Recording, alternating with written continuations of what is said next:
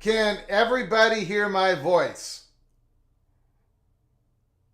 Give me a Y. Can you hear me?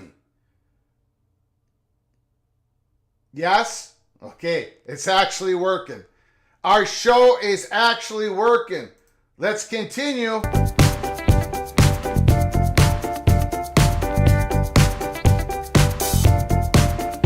Holy smokes!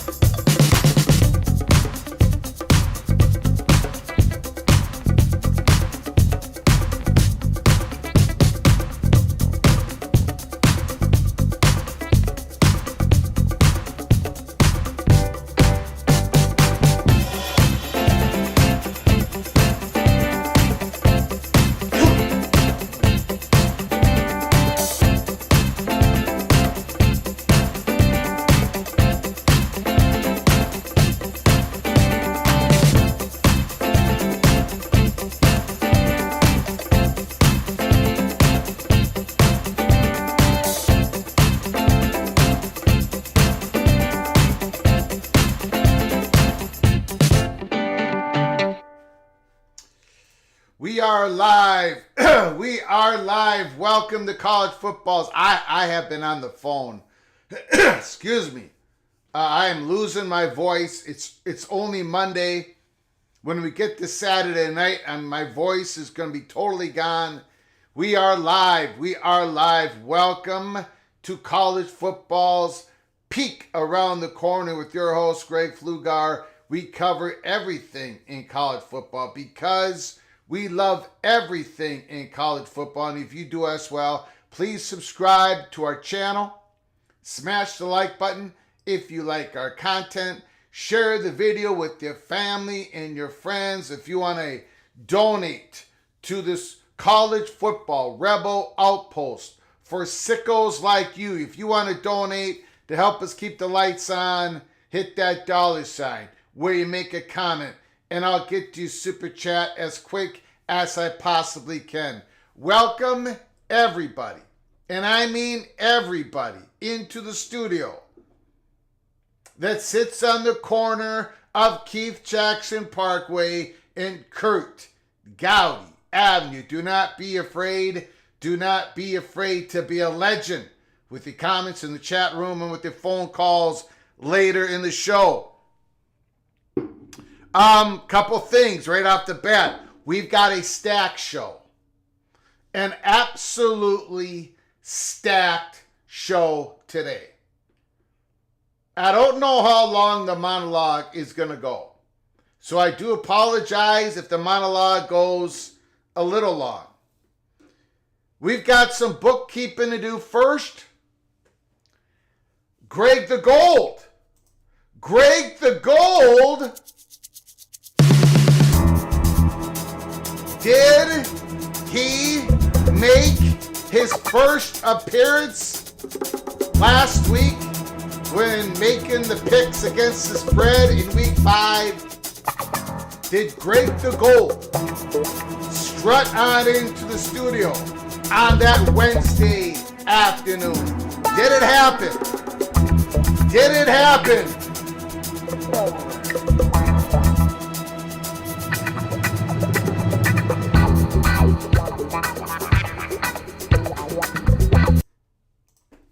Nope.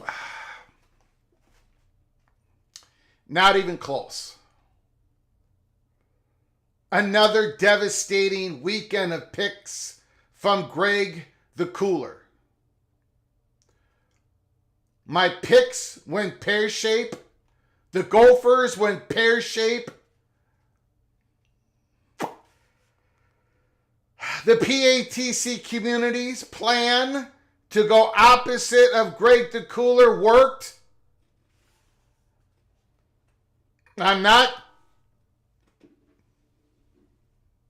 going to go through every game. I'm just going to go through my wins, which is 3 of them out of 10 games. I got the UNLV game right. I got the Indiana game right. And I got the Illinois game right. I went 3-7. The PATC community got the Illinois game right, the Indiana game right, Kansas State, Colorado, BYU, blah, blah, blah, blah, blah, Virginia Tech right. So, the PATC community has taken the lead. You guys are 23-33 against the spread. You are 10 games below 500. 10 games below 500. But yet, you have a comfortable lead against the moron, against Greg the Iceberg, against the mayor of Loserville City. My record is 20 wins and 36 losses against the spread. 20-36. Almost statistically impossible. Consistently,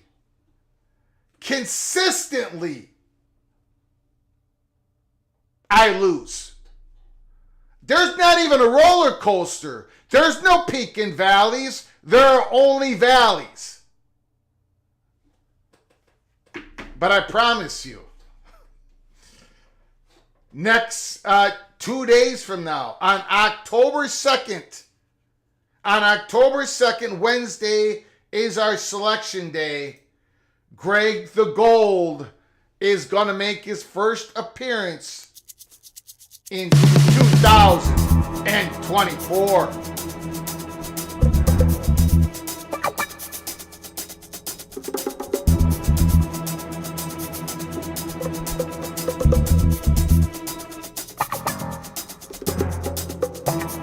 Okay, let's cut that music. That music doesn't even deserve to be played yet. We're almost midway through the season. And I can't have one winning week. Not one. I can't go 7-5. I can't go 6-4. John Teal, thank you for the super chat. And stay out. UNLV tells Fresno State. I don't know what that means. What is that? Thank you, John Teal, for the super chat. I don't know what that is. Oh, you're talking about how UNLV destroyed Fresno State? Maybe that's what you're saying. Great game by UNLV. We went through that on Sunday. Recap. We did a reaction for week 5. Thank you, John Teal, for the super chat. Nate, Greg, is the CBS expansion on broadcasting Big 12 basketball games from 6 games to 26 games a year the driving factor on reconsideration on UConn? No, but yes. Does that answer your question? No, I don't believe it's the driving factor. But it's in the passenger seat. A lot of people probably don't know what Nate is even talking about. We did a, thank you for the super chat, Mr. Cyclone. Thank you for your generosity to help us keep the lights on. First of all, I got a fly in the studio that I'm unable to kill. It is taunting me. It is just taunting me. It's like the whole college football season wrapped up in a metaphor. This fly is driving me crazy. If it lands on my nose one more time, I swear to everybody, I'm going to go nuclear. But I cannot kill this fly. The fat guy from Minnesota is too slow to kill this fly. Calm down. It's early in the week. It's early in the week. Anyways, get back to Nate's generous super chat here. We are going to go into that in the back end of this monologue. We did an episode, Early Peak Cloak and Dagger for members only. We dropped it at about noon. I believe I had it scheduled for noon. Noon Central Time. 1 o'clock Eastern Time. There has been some positive movement for UConn. And it comes in different shapes and forms. And the information we got is 100% just like the information we got on the Big Ten, going for those 4 qualifying spots, which we talked about in September 9th, and we said you're going to be hearing more information about it in the next month or two. And today, ESPN, Heather Dinich, we told you we had duplicate. We had multiple sources from different parts of the college football world telling that this was going on. We'll get into that at the beginning of this monologue. But that is, again, I do a lot of work in front of the camera. We do more work in back of the camera. The UConn stuff that we laid out, just a little bit of nugget of information this morning, is something that we have been sitting on for the past week. Last week. Actually, a little more than last week. About 10 days ago. And we got finally the okay to drop it this today. There is positive movement. We're getting this information. And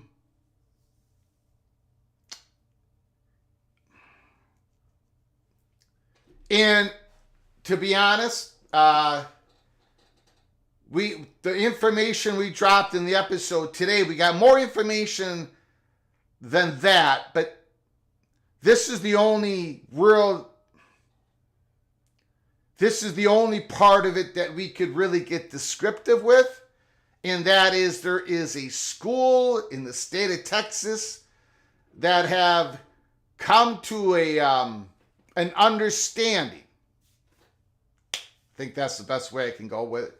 An understanding that a UConn edition would work for the Big 12. Now it's just one school, but it's a school that was not in that particular column, I believe, a couple months ago.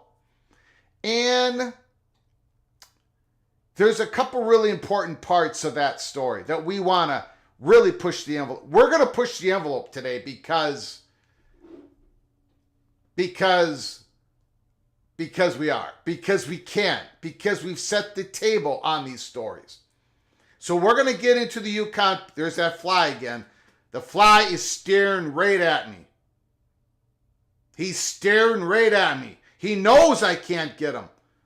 He's like the Michigan Wolverine. He knows I can't quite get him. There he goes. We will get into the UConn story.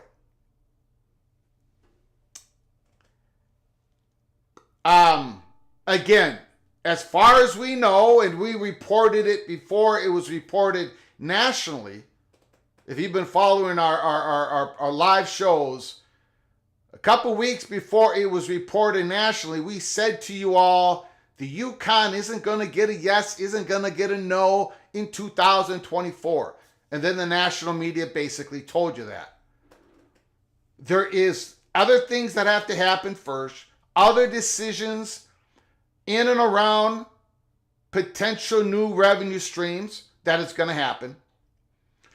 But I think before we go on to the other story, and we'll get back to the UConn, I just want to say this.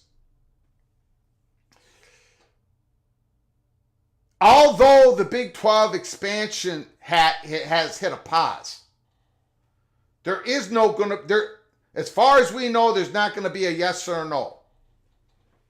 If there is, like if there's breaking news tonight or tomorrow that the Big 12 presidents are looking at voting on UConn to become a member of the Big 12, I will come on here tomorrow and I'll take the big L. That's not what this story is about. This story is about the talks are continuing. The talks did not pause. The expansion part of it has been paused. But the talks continue on. They are. They have to be. Because the Big 12 are in talks with other entities about other possible revenue streams. And UConn is in the mix on some of this, but not on some of that. And the some of this looks like it hit. We'll get, I'm going to go as far as I can on the back end of this monologue. The first part of this monologue, we're going to be hitting the Big Ten and the SEC partnership that they're trying to form. And no, look, I'm not here. I'm not here to say this is good for college football. I'm not reporting that this is morally or ethically correct, or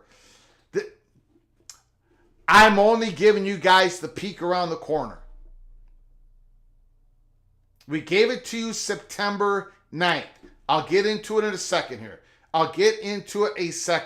Thank you, Nate, for the super chat. Nate, thank you for becoming an early peak Cloak and Dagger member. You are hereby knighted Cloak and Dagger. I don't know. We've had some 250 people watch that episode 48 this afternoon. Out of 260 members. So you guys are really, thank you. I appreciate you watching the episode. And we're going to get into it more on this live show. So I do appreciate it. Opie. So you're telling us that fly is an elusive as Greg the Gold win? Wow.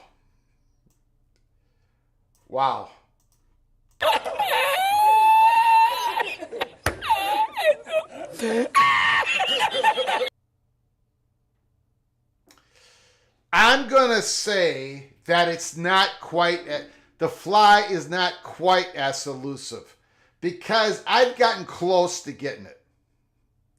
I haven't come close. Greg the Gold has not come into the studio. He hasn't even gotten out of bed. He hasn't even got dressed. I don't know where the hell he is. I am nowhere close, Greg the Gold. 20-36. That's unbelievably bad. That is on a scale. That is a massive failure. 20-36. That's almost impossible. It's embarrassing. It's embarrassing. And again, this studio sits in the middle of Loserville City, and I am the mayor. I need an absolute miracle. It ain't going to happen either. The miracle ain't going to happen. I need an absolute miracle to get to 500. And 500 is losing with the juice. And I need a miracle to get. I'm not getting that. I'm not. I've gotten to 500 twice this. I've gotten 6 and 6 2 times. That's the best I've done.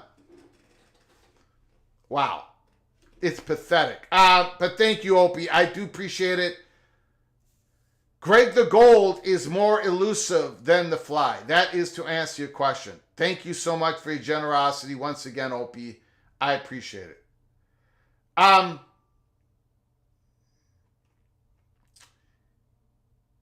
So let's get into the Big Ten, Big Ten and the SEC situation. Again, if you go into our, and I'll get to your super chats and your memberships later on. I appreciate the generosity, the donations. It helps us to be able to keep doing this. I really appreciate it, guys and gals. There is a reason. Now, yes, we are 20 and 36 against the spread. Loserville City against the spread. But when we're talking college football, when we're giving you the peek around the corner, we don't just do things without a reason. We don't report things without a reason. I am very cautious. I'm absolutely the opposite of throwing something up against the wall and seeing if it sticks, even though I've been accused of that for over a decade. There is a reason that we came on September 9th and gave you the news. You can go to our YouTube channel, our live program, take a look at it, September 9th. There's a reason why we sat here and said that the Big Ten is aggressively going for 4 automatic qualifier spots. This was reported last spring. It's not the first time it's been reported. But on September 9th, we got the go-ahead because we were being told that the Big Ten was mounting up their efforts in lieu of their network partners, media partners, to obtain 4 automatic qualifier spots going forward 2026 and beyond, with an expansion of the playoffs to 14 teams. We also said at the time that you were going to be hearing about it in the next month or 2. And now you've heard about it. 3 weeks later. Sources, Big Ten and SEC talk, possible scheduling partnership. I'm going to go through the article real quick. I'm going to go through the motivations, multiple motivations on why these talks in Nashville next week are happening and why it's so important. According to Heather Dinich, in ESPN, again, for the Canes and the super chats that are coming, I appreciate it. I will get to you after the article, but I do appreciate it for the Canes. Big Ten and SEC athletic directors will discuss a possible partnership in football scheduling, along with preferences for automatic bids in the next iteration of the college football playoff. The discussion is going to take place at an in-person meeting in Nashville, Tennessee next week. Multiple sources from both conferences told ESPN on Monday.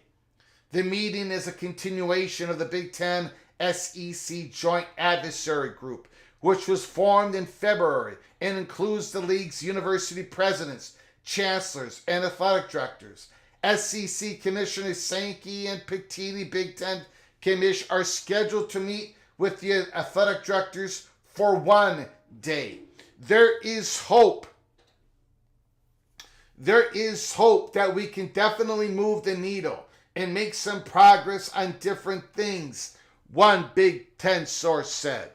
The future scheduling partnership could hinge on whether the SEC eventually decides to go to 9 conference games, a topic one SEC source that hasn't been a focus of conversations lately. Some Big Ten athletic directors could push back on any agreement if the SEC doesn't move to 9 games, because the Big Ten already plays 9 league opponents. And we are going to circle back to that here in a moment. If we're all going to figure this out, one source said, we've got to be on equal footing. In other words, the SEC is going to have to move the 9 conference games where the Big Ten currently sits. Sources in both leagues told ESPN on Monday they would prefer to have potentially 4 automatic bids each to the playoff when the next contract begins in 2026. Okay, so sources in both leagues told ESPN on Monday they would prefer to have potentially 4 automatic bids. We reported on September 9th that the Big Ten wanted 4 and was in talks to get the SEC with them on this. But the SEC was going to want to get something back in return. The true negotiations. Now, I'm going to be blunt here. Let me finish this paragraph off, and then I'm going to talk about what I'm going to talk about. CFP leaders, college football playoff leaders, haven't determined yet what the playoff will look like beyond this season and next. Some said they need to know that before making any decisions about future scheduling partnerships. The real negotiations. Now, I'm going to be I'm just going to be blunt here. And John Brink, we will be talking about Notre Dame during the monologue. Thank you for the great question in the chat room. The real negotiations are going on between the Big Ten and the SEC. That's where it's happening. It's not happening outside that. This is a true, in the advisory group, negotiations between the Big Ten and the SEC. This is a leverage play between the two. It's not a leverage play with the ACC or the Big 12. This is what I was told in early September. This is what I said in September 9th. This is what we can report to you today. This is completely between the Big Ten and the SEC. Are they going to go to 4 automatic qualifiers, or are they going to go to 3-3, then 2-2 and 1?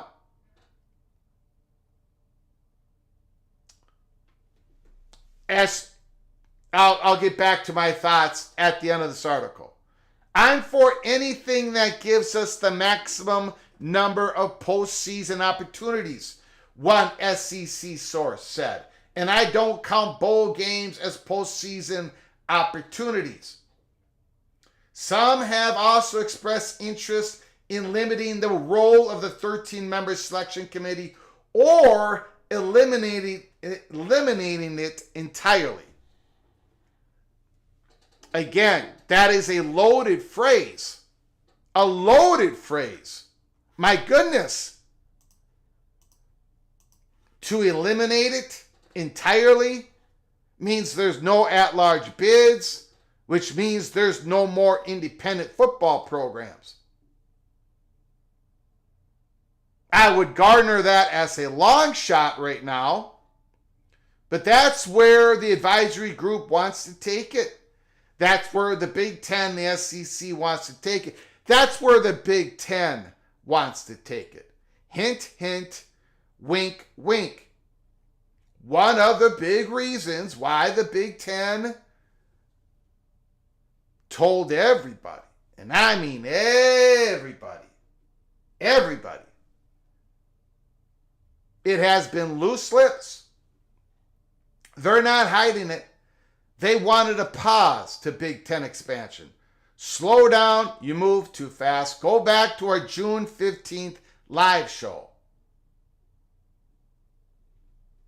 It's about Notre Dame and North Carolina for the Big Ten. I told you that then. I'm telling you that today. That's where the Big Ten interests lie. And I am not, no way, no how, going to be... This is not raising pom-poms to the Big Ten. They're acting like every other kind. They're acting in their own interest. Just like the SEC. Just like the Big 12. Just like the ACC. Just like what the G5 schools have been doing for the last couple of weeks and will continue to do. They're pushing their power, their envelope as much as they possibly can. The blowback is going to be harsh. But what is the cost versus the benefits? I'll let you guys decide. But the only thing I can do here at Peek Around the Corner is to give you the peak, the true peak. And we did that on September 9th. The Big 12 wants 4 automatic qualifiers. They might settle for 3, but they want 4. And we'll go through the reasons why. We did before. We're going to do it again. We're going to push the envelope a little bit more. And I got to tell you guys something. The Big 12 and the ACC, they might want to have those 2 automatic qualifiers, certain automatic qualifiers, because of possible reforms that those conferences can do. And we'll get into that. But again, I'm going to be blunt. I'm not here to make, I'm just here to give you guys the accurate peak. This negotiations is between the Big Ten and the SEC. It's why they formed the advisory group. They're going to communicate to everybody, but they're trying to come to a consensus because with consensus, they have the votes. I am not going to sit here and say this is good for college football, great for college football. I'm not going to pump anybody with rainbow and sunshine. I want everybody to have access. But I'm just telling you what is going on. And we said it on September 9th. We have actual document proof that the Big Ten is going for 4. Actual document proof. We said that on September 9th. When nobody else was talking about this. This is not part of, that is the Big Ten's goal. It's not part of a leverage with the ACC, this is what they want and they think they're going to get it. A lot of it has to do with satisfying their network partners for all the money that they're being given. And it has to do with other things that we're going to talk about here in the future.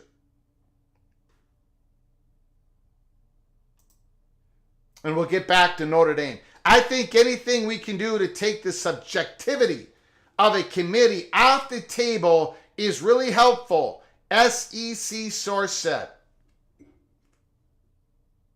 We may not be able to completely get rid of the subjectivity. In other words, there might be an at-large bid out there.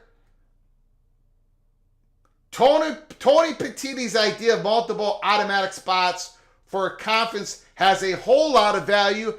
I'm not sure 4 is the right number. That's from an SEC source. Earlier in the article, you had sources from both leagues saying they supported the 4-team automatic qualifier. Again, the SEC is holding back a little bit here. It's the SEC and Big Ten are in negotiations. The SEC knows that the Big Ten wants 4. And the SEC might want something out of this. I don't know what that would be. But it's between those two conferences. And it's going to be an in-person meetings next week in Nashville. And on Wednesday, 2 days from now, when I'm making my horrible selections against the spread for week 6, the Big Ten is going to be presenting to the athletic directors of the Big Ten are going to be presenting their plan to the SEC athletic directors, Big Ten athletic directors on their future, what they vision for the college football playoffs and their possible regular season scheduling agreement. And then it goes on here to talk about the money for the next couple of deals. In order for some, okay, let me get back here. There are protections in place for the ACC, Big Ten, SEC, and Big 12 conference champions, Notre Dame, and the highest ranked Group of 5 champion in the new contract, which goes to 2031-32 season. In order for some guarantees, though, the other FBS conferences and Notre Dame surrendered the bulk of control over the future format to the SEC and Big Ten. Sources hesitate to say any concrete decisions will be made next week, but the Big Ten athletic directors have a regularly scheduled meeting Wednesday in which they hope to prepare talking points that could produce real concrete things. Okay. Let me get to more of your super chats, and then, which I appreciate very, very much, and now I'm going to push the envelope just a little bit more. Just a little bit more. For the Canes, thank you so much for becoming an early peak Cloak and Dagger member. Thank you for your generosity. You are hereby knighted, Cloak and Dagger. You can go to our YouTube channel, check out our early peak episodes from members only. We dropped a big one today, episode 48, which we're going to get back to in a little bit here. Me versus Echo Chamber. Secure scheduling alliance, secure 2/3 of CFP teams, secure 2/3 of CFP money.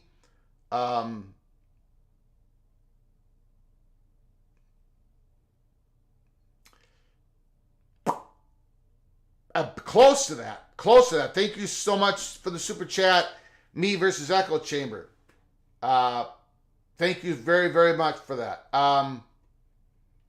Ricky.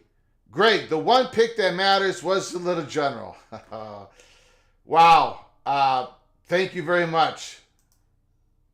Aww. I got that right. I haven't gotten anything right since. I appreciate that. Appreciate that comment. I'm going to let the Little General know that once she's at work. But thank you, Ricky. Thank you for your generosity once again to this channel. Very, very, thank you very, very much. Okay. So,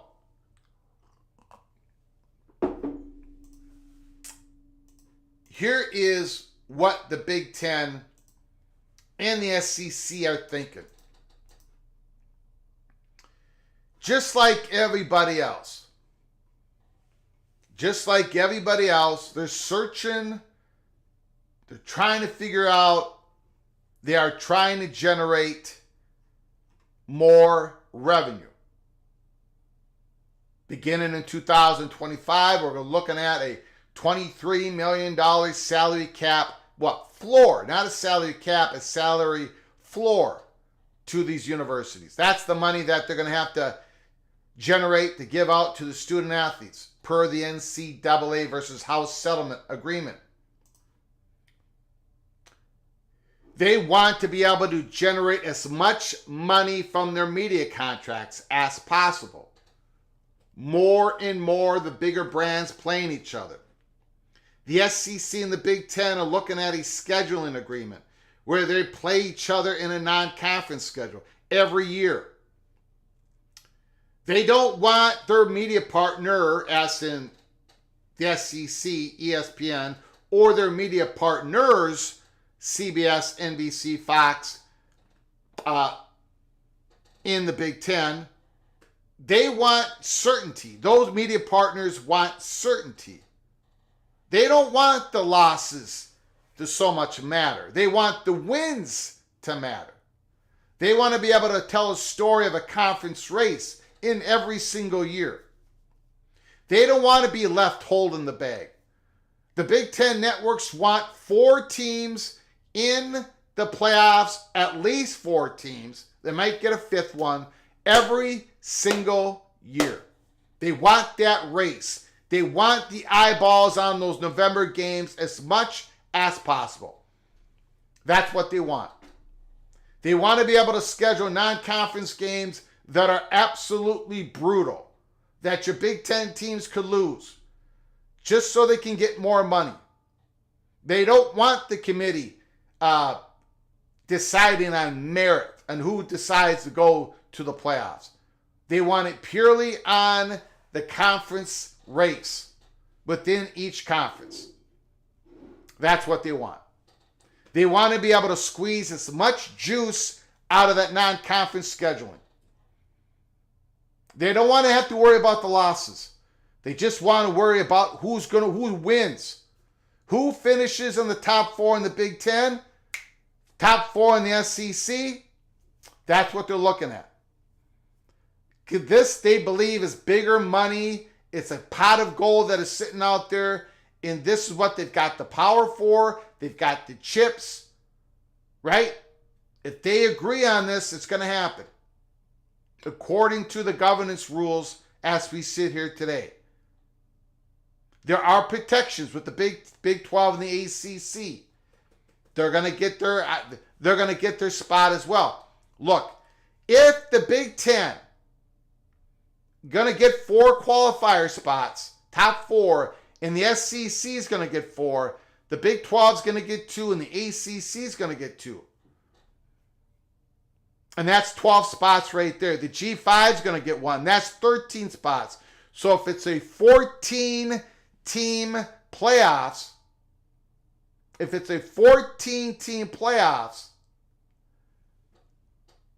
there's 1 at-large spot open. Just 1. Now, for the Big 12 and the ACC, their fans, their teams, the media, if it's 4-4-2-2-1, I'm just going to ask you, how does that work for you? I can see the pros and cons to it. What if you have a year where there's 3 or 4 teams that are awesome in the Big 12, that whip the other SEC in the Big 10? What if you've got 4 teams where they all should be in at large bid in the 14-team playoffs, but it can't happen if this 4-4-2-2-1 happens? And then you compare that to years where there's going to be 4 qualifiers coming out of the SEC, 4 from the Big 10, and 1 out of the Big 12, 1 out of the ACC. But yet, under this new possible playoff format, you're going to get a second team. But what about this?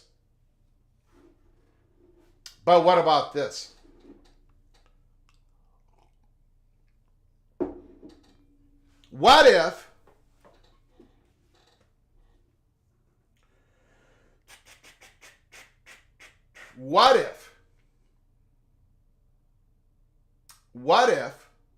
and I'm just putting this out here,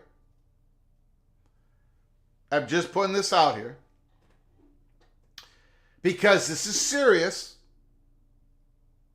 This is why this is why I did a live show on September 9th, and I got raked over the coals by some. But we gave you the peak that the Big Ten was shooting for this, and yes, they're going to try to get the SEC on board, and it sounds like from Heather Dinich reporting today, they're a little bit more on board than they were on September 9th, and we'll see what happens next week in Nashville. But what if The Big Ten, the SEC,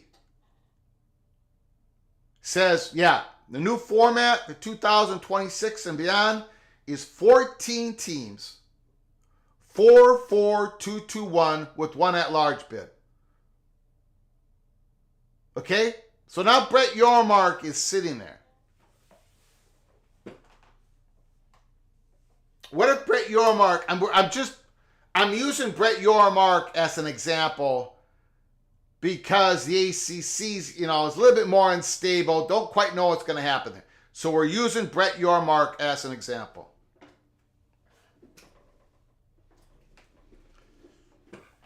J-Math, nobody likes a bully, Greg. That's what the SEC and the Big Ten are.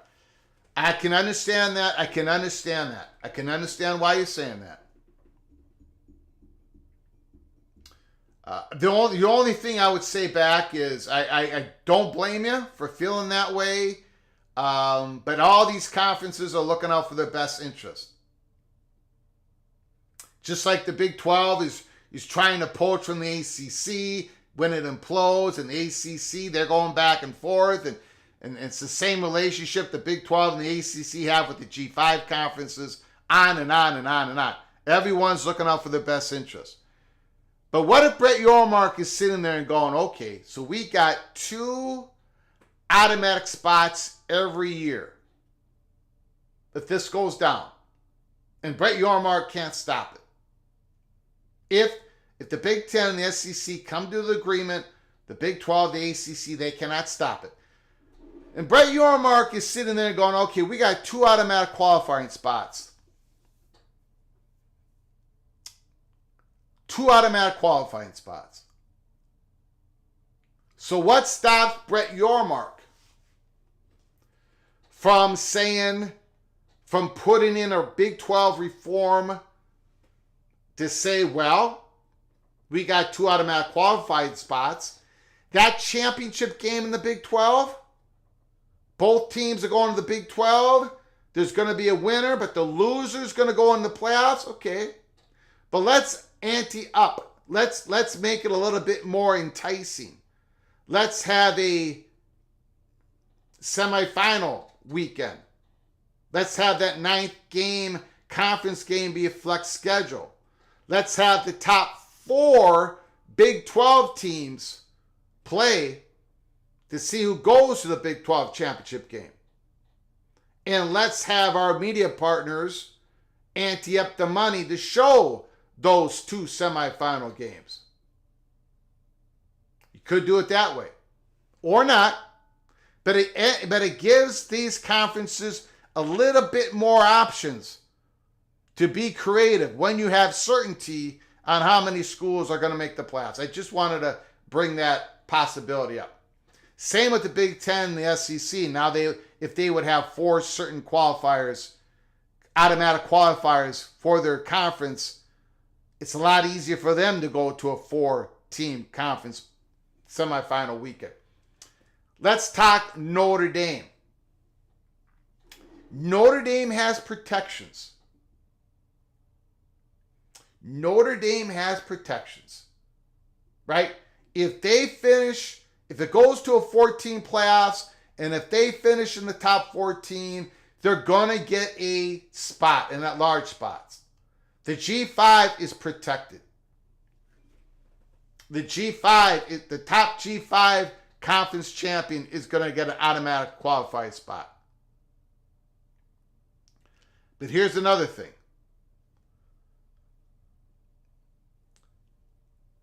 If the Big 12 and the ACC have 2 automatic qualifying spots versus Notre Dame, it lends to the Big 12 loading up on their conference schedule. Having all their non-conference games be against Power 4 schools. Have them against all the ACC schools. ACC and the Big 12. Again, the losses aren't going to matter so much. It's the wins. Who finishes in the top 2 in the conference?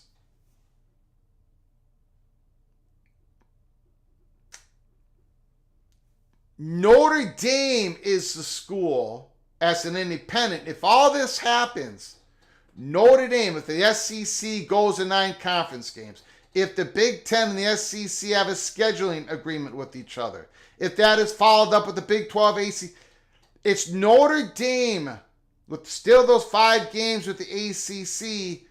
It's going to be more and more difficult for Notre Dame to load up on their schedule. That Notre Dame USC game, that's going to go away. USC's not going to do that. They're going to be playing an SEC team along with the 9 conference game. Notre Dame is like the case subject on why the Big Ten and the SEC are looking at this.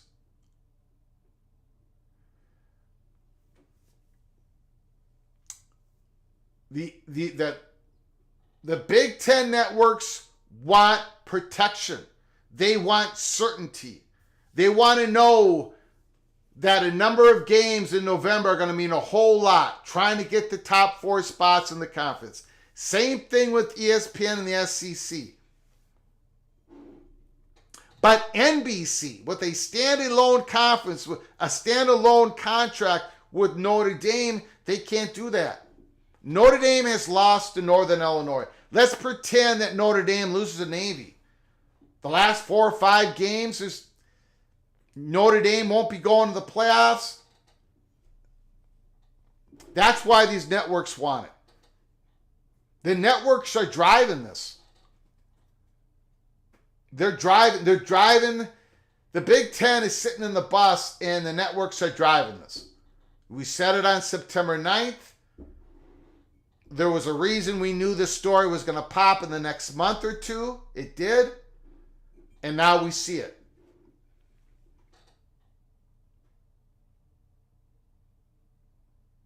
I don't think so. I don't know why the ACC would, CFP Plus, does Notre Dame get an ACC spot?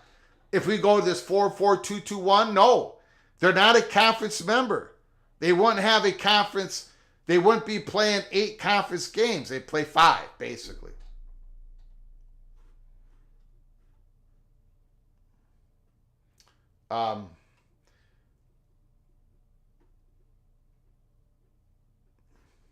P. Wilcox, the Big Ten, the SEC teams are scared because they need to find playoff spots for the 8-win teams.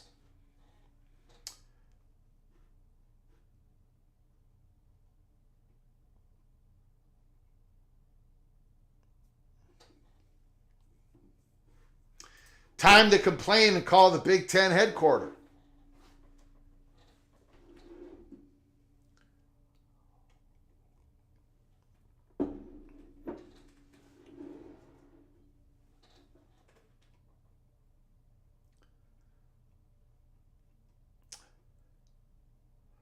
I have not talked about the UConn part. I'm going to get back to that. I have not really talked about it. We're going to get back to it here.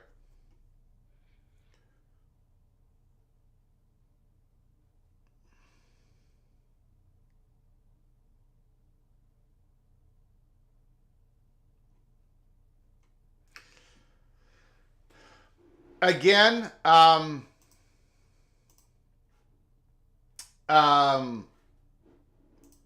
Ryan Willie, they should go to a 16-team playoff. It'd be the same number of games as 14, but without a bye. Thank you so much for the super chat, Ryan Willie. I appreciate your generosity once again. Tough game against USC. You still got the Gophers on your schedule, so you should be able to win that game. Tough year for the Badgers. Tough year for the Badgers. Lost your QB1. That's a tough situation. It could go to 16 teams, right? It very well could go to 16 teams. It could be like a 4-4-2-2-1 with 3 at large. It could go. But I know, but the contract, the playoff contract with ESPN going to 2031, it's set for a 12-team playoff and a 14-team team playoff. They do not have a contract written for a 16 team playoff. So if they do go to 16, I think there's a whole bunch of other steps they have to renegotiate with ESPN. Maybe ESPN can sublicense another game out to TNT or whatever. But I think it all kind of has to unwind again. But it's all set up. If they decide to go with 12 for 2026 and beyond, the contract is all written up, signed, agreed upon, it's all done. If it goes to 14 teams, the contract with ESPN is all signed up, agreed upon, it's all done. 16, there's going to be more work to do. And if it was a 16-team playoff, there would be no buys. There would be probably 8 first-round games at the home field. You know, the seeds 1 through 8, they'll get a home game first round. I don't know how you would schedule that on television. Like, would it be 2 games on Thursday, 2 games on Friday, and 4 games on Saturday? Are we looking at that? It's a challenge. But yeah, they could go to 16. I don't think anyone doubt that might be where it's all going next, but there's more work to do to get to 16. The work for 14 with the network is all done. And with everybody has agreed upon that. Tough Tony. Thank you, Ryan Willie. Appreciate it. Tony, seems Connor Stallion's got a job as a side show. Thank you. Thank you for the super chat, Tony. Appreciate it. Appreciate it very much. Doug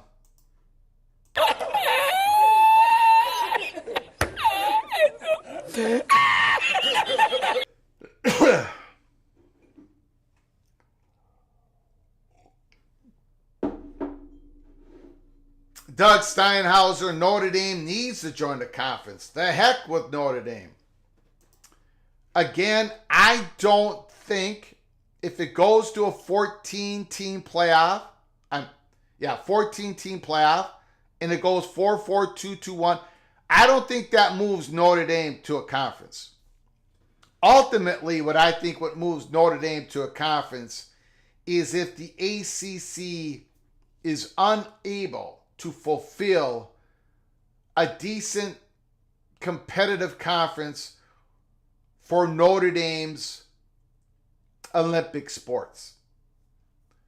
I think if the ACC implodes, I think if they lose North Carolina, for example, if everything goes pear-shaped, I don't think it's playoff access that is going to do in Notre Dame. I think it's going to be, not do in, but force Notre Dame into a conference. I don't think it's going to be their media contract or their access to the playoffs.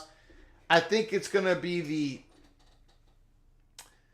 disillusion, the drop-off in value that the ACC can afford Notre Dame when it comes to all the other sports, besides football and besides the men's hockey. All the other sports that Notre Dame participates in.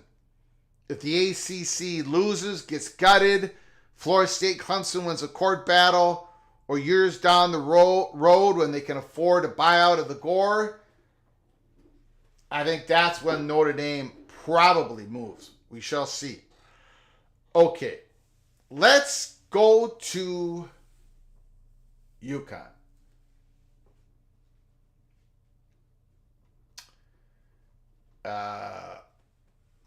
Let's go to UConn.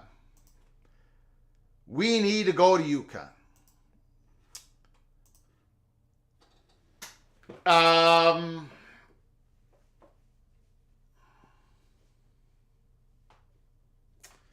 On the Big 12, on the whole 4 qualifiers, automatic qualifiers, we hit that hard on September 9th. We're hitting it hard today because of Heather Denich's article. I did not know that ESPN and Heather Dinich was going to be the one who wrote it, but we knew it was coming. We knew about certain meetings. We knew that networks wanted the Big Ten to do it. We pushed the envelope as far as we can on that. The UConn is a different beast. There's still a lot more. I don't want to use the word dominoes. I want to use something else.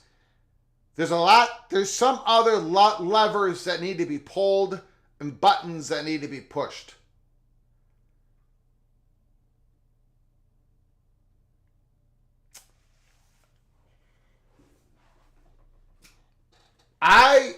PATC is not, and we said this on our early peak episode 48 from members only this morning, or this dropped at 1 o'clock Eastern time. We are not announcing today, we are not reporting today that UConn is going to be Big 12 17th member. We're not doing that.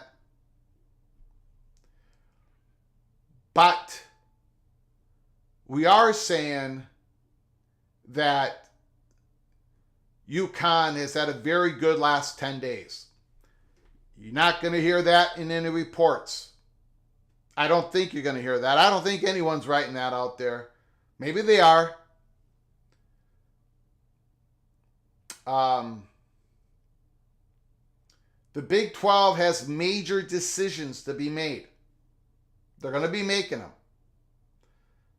I think most of them are going to be made early 2025, but maybe some of them are going to be made here in 2024. Some of it has to do with naming rights of a conference. Some of it has to do with private equity. And these decisions have UConn in the mix and not UConn in the mix.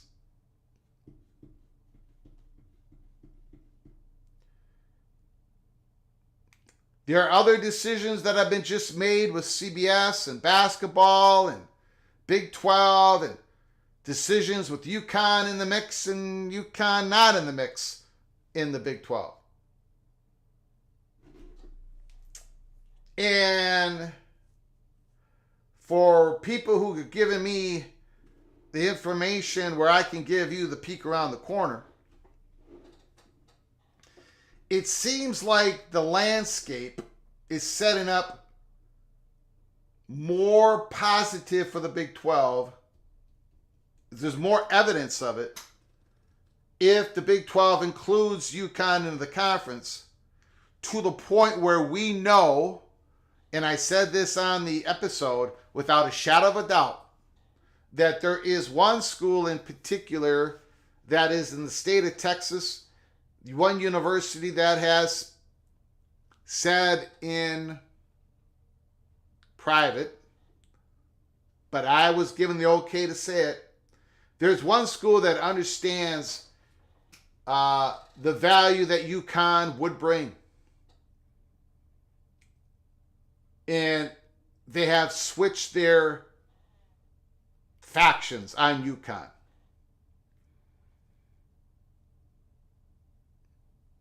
You could probably figure out what Texas school that is.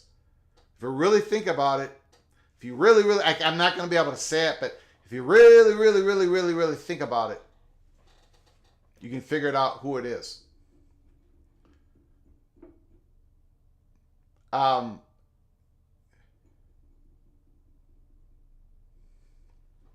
There are Brett Yormark. Now I'm going to start saying the word allegedly.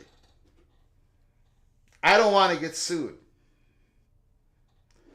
Allegedly,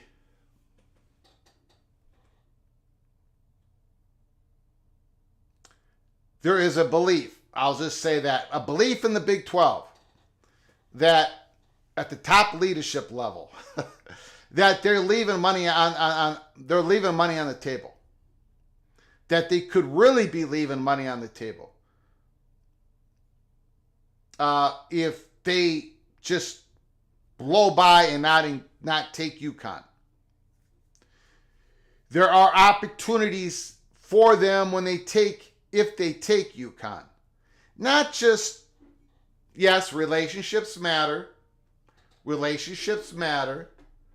That's one of the top rules in realignment. And this would help out ESPN greatly. And that is a big deal for the Big 12. Big deal to Brett Yormark. But there's also possible money sitting out there for the Big 12, in which a lot more would flow in if UConn were to become a member of the Big 12.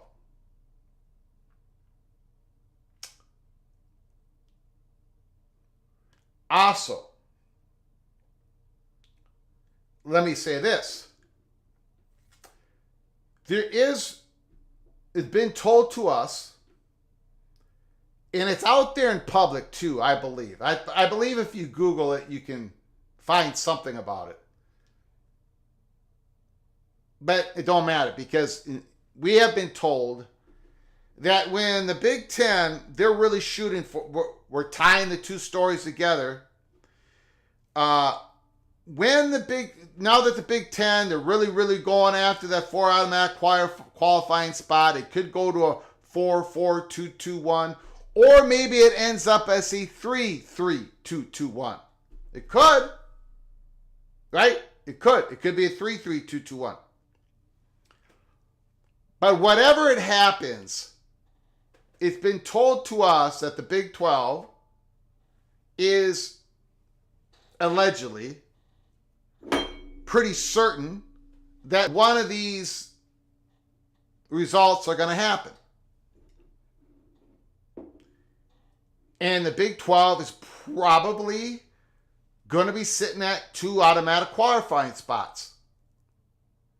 And at times, some years they could get that at-large spot for a third Big 12 team, or maybe even 2 at-large spots if it's a 3-3-2-2-1 and you go to 14 team, whatever.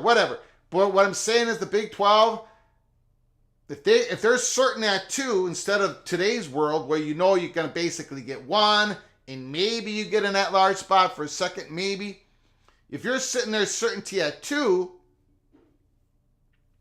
if that's what's going to happen, and allegedly the Big 12 believes that's going to happen, they do, then adding a UConn to your Big 12 slate of football, does it really hurt? Does it really hurt? Think about it. Does it really hurt the Big 12 schools to bring on a non-football powerhouse as UConn? Again, the negative aspect of bringing on UConn is basically going to dim away. The positive aspects of UConn is going to get brighter. With a story that I cannot, I can only go so far with this, but there is a strong possibility by end of this year or early next year, there's going to be something out there that's going to give Big 12 a new revenue stream, and the UConn part of it is going to be a plus to the Big 12. That is about as far as I can push that thing.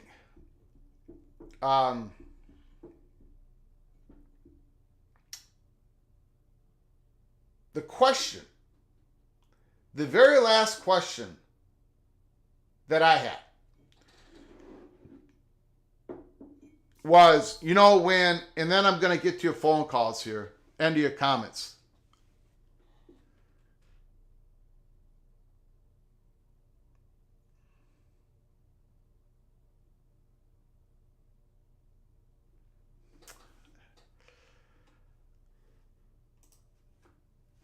Stop, Greg. You're losing credibility with this take that the Big 12 and the ACC being 3 spots is hilarious.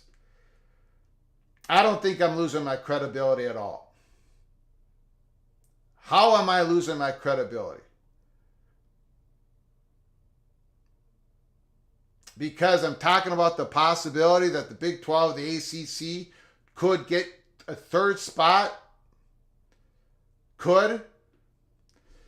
Some of you guys are so anti other conferences that I think I don't mean any disrespect, but it is not I that I'm losing credibility with. Here I am on September 9th telling you guys a story about the 4 Big Ten being aggressive, saying that it's about to happen, saying that the report on it's about to happen. Then it happens today, and I'm the guy losing credibility because I'm speculating on the possibility that the ACC or the Big 12 could get an at-large team. Of course they could. Never is a very long time, BJ, when you're saying never could a Big 12 or an ACC team ever get a third spot.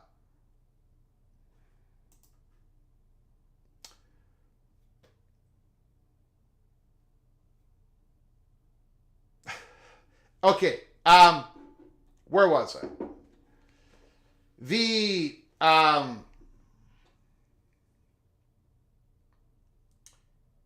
UConn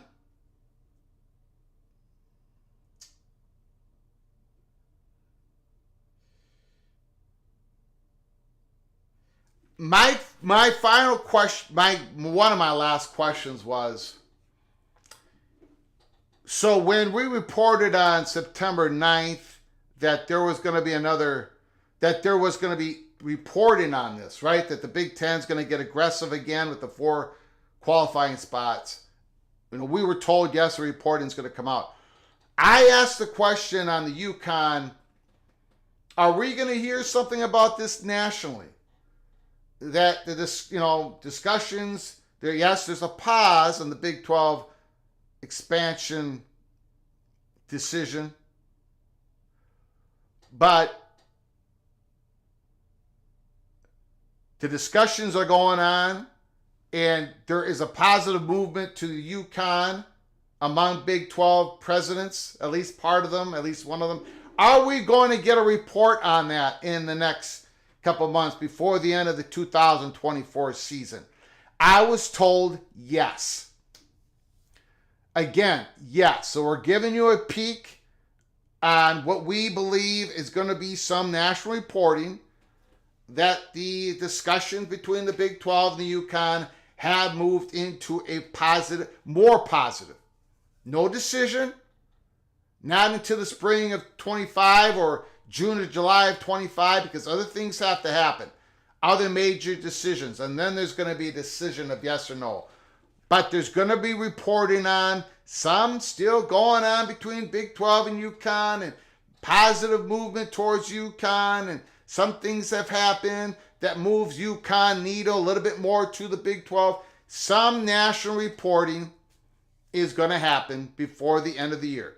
That's what we believe. That's what we've been told. Same thing we told you on September 9th about the Big 10 automatic qualifying spot. Okay, so we are going to get to we're going to get to your phone calls.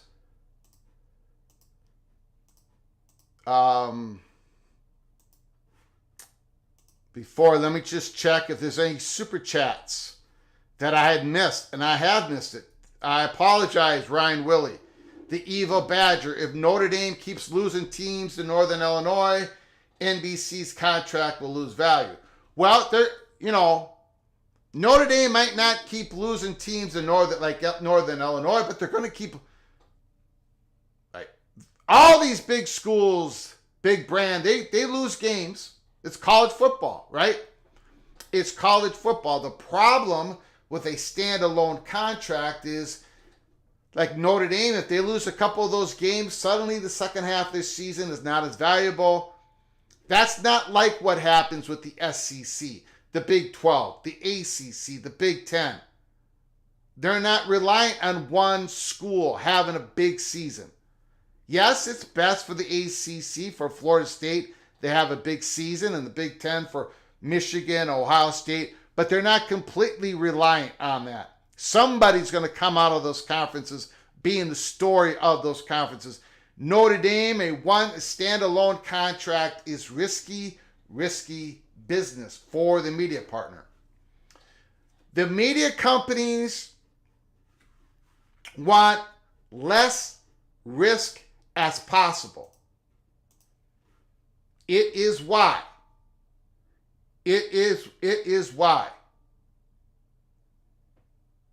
they are pushing for automatic qualifiers. They want as much certainty as possible. On the other extreme end of it is Notre Dame with a standalone contract with NBC. That's a risky proposition for NBC.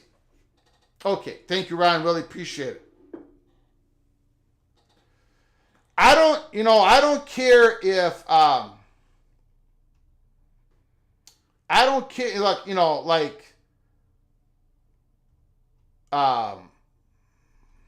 whatever. Okay, phone lines are open. 763-260-1333.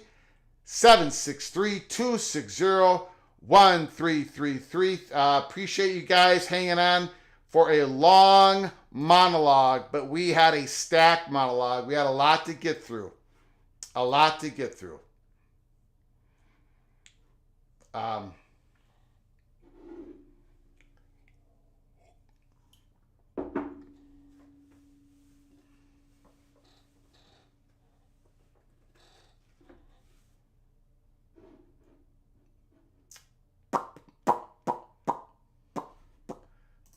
Let's see here.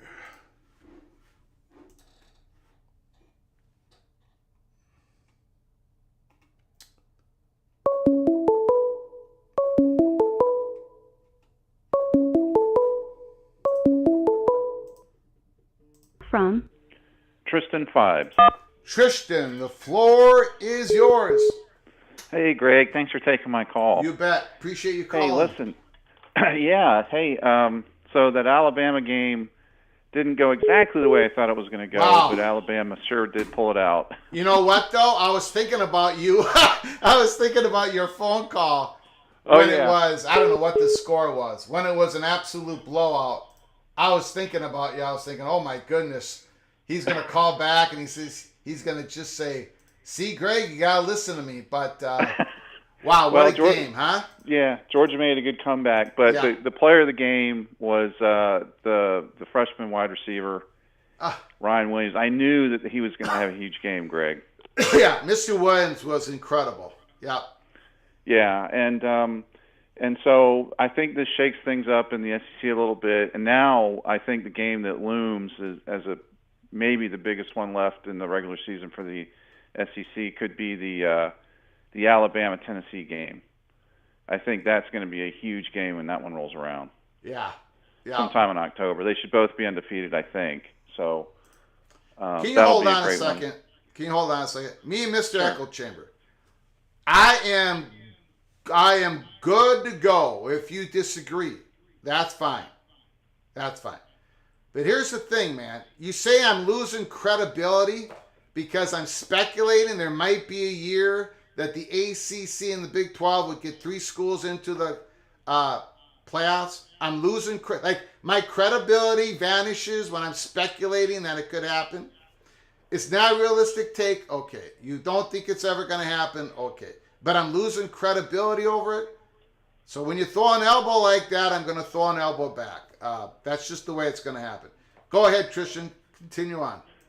Yeah, so now when we're talking about the ongoing negotiations between the SEC and the Big Ten, I think AQs are super important, and I support their efforts to get AQs. Now they're each talking about getting 4, I guess, as a proposal. I don't know. That's not agreed upon, or if that's just a proposal. Yeah, the Big Ten's going to come in, and the athletic directors are going to go to Nashville, and they're going to present it in SEC, and it's something that the Big Ten completely wants to have happen, but the negotiations is between the Big Ten and the SEC on this. So we'll see. We'll see what happens. Yeah, I think they need to. I love the idea of AQs and I know they're not going to do this, Greg. This is too altruistic, but I really wish that they would make an effort, both the Big Ten and SEC together, to get as many spots for other conferences as possible. I don't want it to be just too exclusive to those two conferences. Mm-hmm. Yeah. And I don't know if the ACC is going to be around. Hopefully it will be, and the Big 12 certainly will be. But I think three or four each. But the thing is, if it's a variable number and you're going to have to rely on the polls, that's what we got to get away from. I hate the way that all that stuff works, because they jimmy the polls at the beginning of the season, and it just gets manipulated throughout the season to try and squeeze the right teams in. And so AQ's the way to go, but you got to have enough spots to invite everyone. So that's difficult. It's a tough balancing act, I guess. Yeah. But the thing that's going to get Notre Dame into a conference, Greg, I think it's really two things that are obviously related to each other. It's playoff access, right? So if they go AQs and it's based on conferences, Notre Dame's not going to have a choice, right? If it's a conference thing, then they're going to have to be a part of a conference. And then if there's an at-large bid out there, right? I mean, they would just, if they finish in the top 14 in the country, they're going to get that at-large spot. Well, so now when you say an at-large bid, and I understand that's part of the proposal and everyone understands what at-large means, that necessitates using the polls. Yeah. Right, and I don't like that. I hate the idea of a group of people voting, because hey, look at what happened to Florida State last year because of that. So I like the idea of an AQ for all the conferences. And it's up to each conference to crown its own champion and crown its second place and third place or whatever, and let those teams go on in. And the other thing that could get Notre Dame in also is if the SEC and the Big Ten get really tight on some kind of scheduling agreement. Yeah. And that threatens to block Notre Dame out of big time matchups. That could force them in as well. Yeah. Yeah. So we'll see, and I would hope that they do that. I want to see more games between those two conferences, to be honest with you. Yeah, that's what, and that's where the money is, and now the automatic some form of automatic qualifiers is going to happen, right? Not just a conference champion, but more from each conference. I think we're pretty assured of that. The automatic qualifying spots in each conference is not going to be the cap. It's not going to be like the limit, right? There's probably going to be an at-large spot available, or 3 or 2, depending on how big the playoff, how many spots there are, and then probably. And as long as Notre Dame is a football independent program, they are going to be protected for playoff access until at least 2031. That's the protection that they were given. So not all the spots are going to be filled up by automatic qualifying spots. So nobody should look at a 4. So let's just say, for example, it goes 4-4. 2-2-1, and it's 14 teams. Okay, so that means there's one at-large spot. That 4 automatic qualifying spot for the SEC is not a cap. They could get a 5th team in, and maybe Notre Dame doesn't make it, or whoever else is an independent program at that time. Maybe UConn. I don't know, but. So the qualifying spots are not a cap as long as Notre Dame is an independent program out there until 2031. Okay. Yeah. Well, here's an idea. If they go to if the idea of the Big Ten and the SEC getting 4 each AQs, if that takes hold, I think an idea that's going to get kicked around probably is that they might look at the idea of, let's say hypothetically that it's 4 that the number's 4. Okay, I could see the SEC replacing their championship game weekend with a weekend where they have the top 8 teams in the conference all play each other, and then the 4 winners get to advance to the playoff. And then that becomes a de facto playoff round just for the conference. And I don't see that happening, but I don't think. I understand. I mean, people believe that could happen. I have never been a believer in that. Never been told anything about that. I think the vision is that a conference tournament is a conference tournament, just like a baseball conference tournament, a softball conference tournament, a basketball. Like, no one is going to get, like the SEC is not going to have a 4-team playoff, conference playoff, and then only one goes to the national tournament, right? It's not about eliminating. It's about determining your conference champion. So, well, let me clarify. I probably didn't make it clear enough when I was describing it. If it was 4 teams and the SEC said, okay, we have 4 AQs. All 4 would, yeah. All 4 winners of the game. So you take, let's say Alabama wins the conference, and then let's say Arkansas is number 8. So then they're going to play number 8, and then number 2 is going to play number 7. And you play those games, and the 4 winners, whoever they are, advance, and the highest ranked team remaining is declared the conference champion.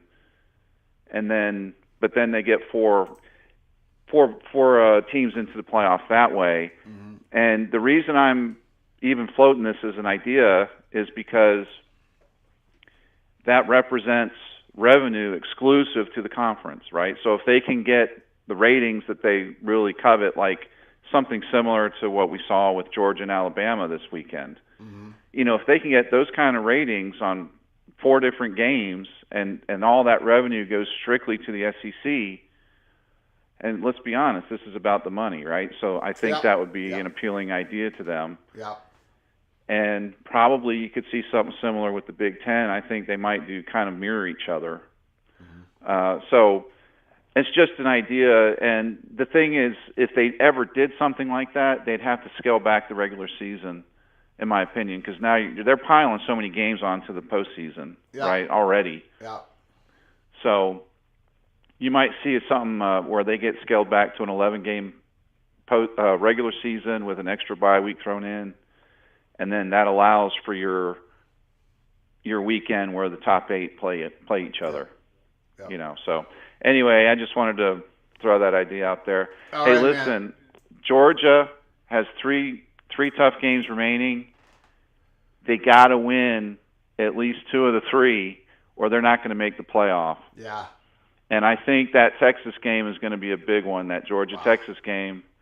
If they lose that one, Greg, they might be looking at the outside of the playoffs. They might not have a seat. Yeah, this season is just warming up. There's so many big games in all these conferences. Yeah. Yeah, absolutely. Yeah. So, hey, listen, you keep up the good work, and I'll talk to you later. Appreciate it. Thank you. All right, bye-bye.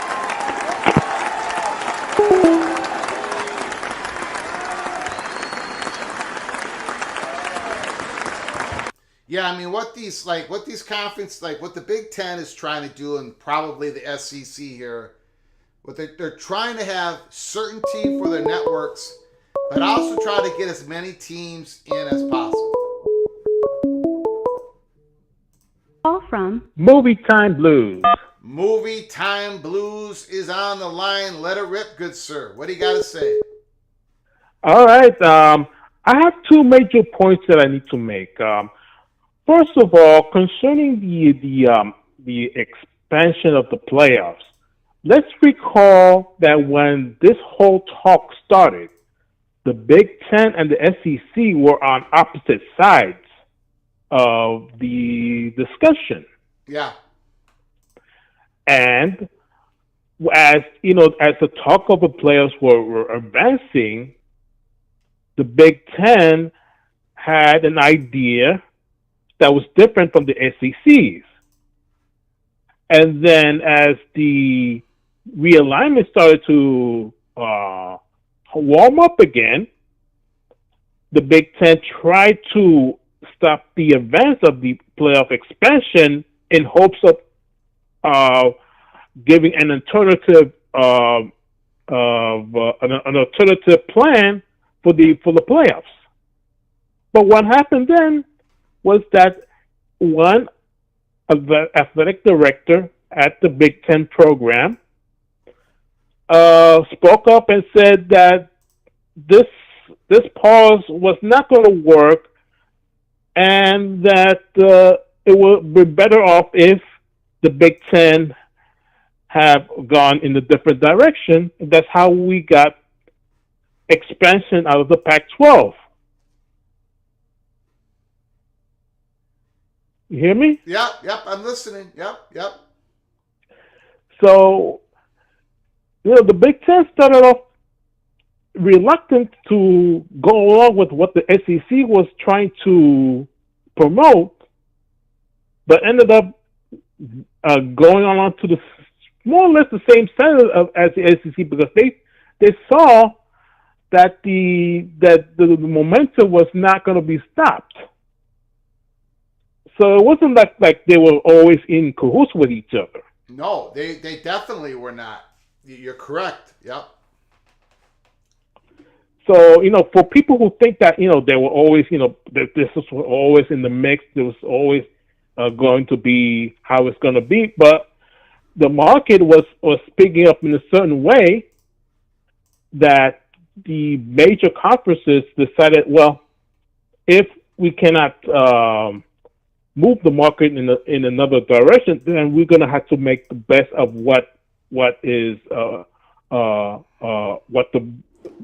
to make the best of the conditions that are in place.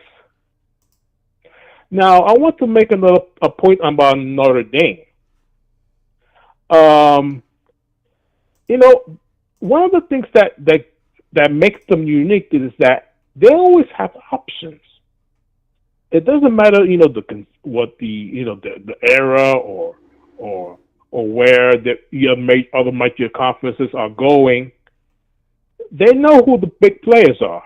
They know how to negotiate and how to advance their own interests. Recall when the Pac-12 was imploding. Swarbrick was wanted to expand with Stanford in California.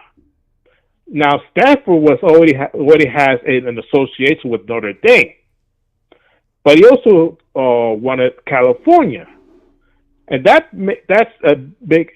something that we should be looking for an eye on, because California, if this new playoff format could be instituted, Cal could be the substitute for USC if USC were to stop playing Notre Dame on an annual basis.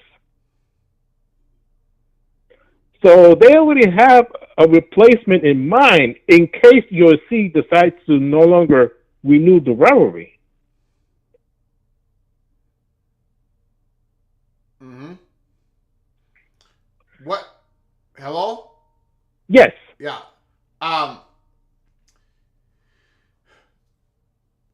The Big Ten. So I'm just gonna I'm gonna take this from like a 30,000 feet altitude perspective on what you're saying here. The Big Ten and the SEC rarely have been in cahoots, like you've said. Okay. Right. They are trying to get into cahoots, because everybody is acting on their perceived self-interest. All these conferences, all these schools, individually as a pact, realignment going crazy, media deals being left and right. Should we go streaming? Should we not? Everyone's looking at private equity as an option. Everybody is looking out for their self-interest. Everybody's using the power that they've accumulated, spending some of that power. And the Big Ten and the SEC have made a decision that they are going to try not to knife each other. They're going to try to work in an advisory group. They're going to try to figure things out with cementing where they are, improving on their, working toward their self-interest, but not trying to knife each other. So their relationship right now is a little bit different than it has been in the past.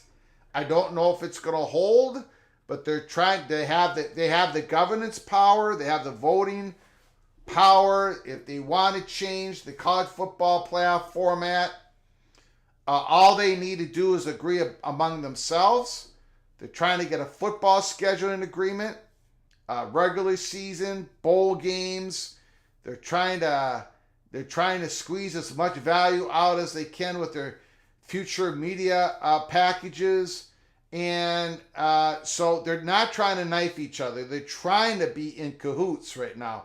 I don't know if that's going to hold. But go ahead, finish the call, sir. Yeah, this is a lot of it is network driven. Yes, it is. And this is how the NFL has been, crafted. The NFL has always been, conscious of, what games will be on prime time on a given week. Because, sometimes when you have like the Kansas City Chiefs being good, so they're going to try to put as much Kansas City Chiefs on as they can. The same with, the big programs in the SEC and the Big Ten. So, the networks want a certain benchmark for their viewership. And this is how they're pushing these two conferences to make the relationship possible. That's what I think. Mm-hmm. All right, man. Beautiful call, Movie Time Blues. Thank you very much. Call again, sir. No problem. Beautiful.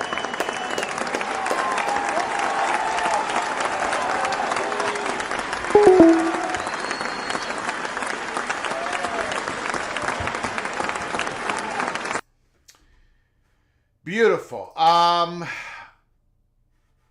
I did get the message about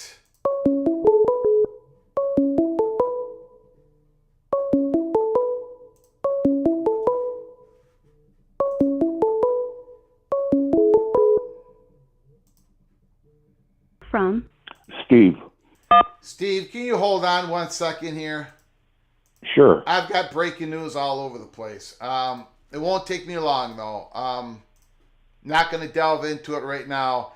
Thank you guys for sending me all this information on my X account, DMing Amanda Krisovich, Front Office Sports. The NLRB has ruled in Dartmouth's men's basketball team's favor in an unfair labor practice case they filed, saying the school refuses to bargain with them. Safe to assume the school will appeal.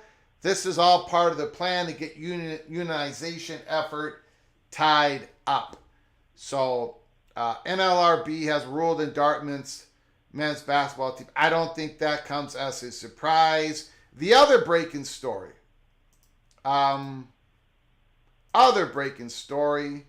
If I can get to it, if I'm smart enough to get to it, hold on. There is concern around DJ Ungo Ungale's hand. He injured the hand versus SMU.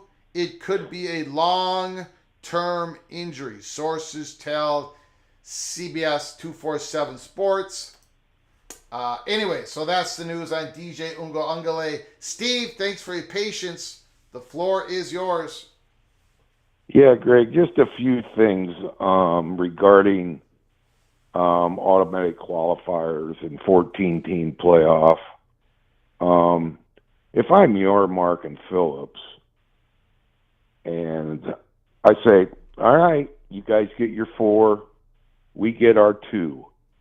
But this is all about money. So you guys are now doubling the money on us in the playoffs, right? Basically, you're doubling the money on us. So with that being said, if each of your teams are worth $5 each, that's $20. Well, each of our teams have to be worth $8 each, and that's only $16. So we're not going to let you double us up, okay? We're not going to let that happen. As far as the networks, everybody talk about the networks. Yeah, that's fine. But the networks are still going to get their money because the ACC is with ESPN, Big 12's with Fox and ESPN. Yeah, they might not get the marquee names that they want, but the money's still going to flow to the networks, and that's what this is all about. So that's the first thing. If I'm Yormark and Phillips and agree to a 4-4-2, then there's going to be a little bit of different pay scale. Got it. Okay, And I understand. you know what I'm saying, Greg? Yep, Just different yep. pay scale. You're doubling up on us. We can't let that happen. So let's sit down and negotiate this and see what we can come to. Secondly, in a 14-team playoff, there are 2 byes. We know where those will go, right? I hope not. I hope that's not how they have it set up. Again, the networks will. Well, I don't know. Yeah, that'd be a step too. That'd be 5 steps too far for me. Me I too. will go nuclear if that happens. Well, here's my whole thing. Not that matters. No, me either. My opinion doesn't matter. Here's the whole thing, Greg. I would like nothing better than if it goes 4-4-2-2, that each conference at the end of the season, no matter how they do it, whatever their standings are, how their tiebreakers go, the conference picks their 4 teams to go to the playoff. They wouldn't go by conference record? Yeah, that's what I'm saying. They pick, Okay. pick who they think their best 4 teams are. Okay. Forget about the AP. Forget about the coaches poll. Yep. If that makes any difference. Yeah. Because, Yeah. Yes, you're okay, right. I agree forget about with all you. that. Yep. Forget about all that. Conference Record. season's over. It's playoff time. What 4 teams are you sending to the playoff? SEC and Big Ten. What 2 teams are you sending to the playoffs? Now, how do you fix the large, the 2 at large? How do you do that? That's the big one there. If a Notre Dame sitting out there and a group of 5 is sitting out there undefeated, or maybe a beaten. Or You know what I'm saying? Yeah. Or 5th place Big 10, 5th place ACC, 3rd place Big 12, 3rd place ACC. Yeah. Some committee's going to have to make a decision on that, I'm guessing. That's the fly in that ointment. Yeah. You know what I'm saying? Yeah. So, there's so many different avenues this could take. Yeah. But my big thing would be if I'm Yormark and Phillips, hey, you want 4-4-2-2? Good. Now let's down talk money. Mm-hmm. Let's sit down see how things are distributed. And let's talk about how we're going to determine the 2 teams that get the bye. That would be my biggest thing in this whole thing. Yeah. Other than that, 16 teams, yeah. Then you get the buys totally out of there. I don't know. Is it any different than a 14 team and a 12s? A 12's playing a 5. Is a 16 playing a 1 any different? I don't know, Greg, but Yep. you know, it all goes back to money. We'd all have to be crazy to think it doesn't. And the other thing that I find interesting, along with this, but yet outside of this, is the Big Ten and the SEC saying most of these bowl contracts come up this year or next, Greg, and the Big Ten and the SEC saying, hey, you know, let's get a little bit of an alliance here, or let's get a little bit of a partnership here. Well, they've already, other than New Year's Six bowls, Greg, they got two bowls on New Year's Day. I mean, they got the Citrus and the ReliaQuest Bowl that the SEC plays the Big Ten in on New Year's Day before the Rose Bowl every year. How long has that been going on? 25 years. They'll keep that. But I find it interesting that they're the two most watched conferences. So when they go to negotiate and you know, with their TV partners and with the bowls, you know, they're going to have the upper hand there too. There's just no two ways about it. Eyeballs mean a lot. So that'll be interesting to see how that all plays out also. Mm-hmm. So anyhow, that's just my 2 cents worth. I think your Mark and Phillips, as badly as they're back into a corner, they just gotta say, yeah, we'll take the two, but you know, I think we got to sit down and talk about how this money's going to be divvied about. But anyhow, all have right, a man. good day, Greg. Appreciate it, Steve. Bearcat Steve. Beautiful call. Love you, Eddie.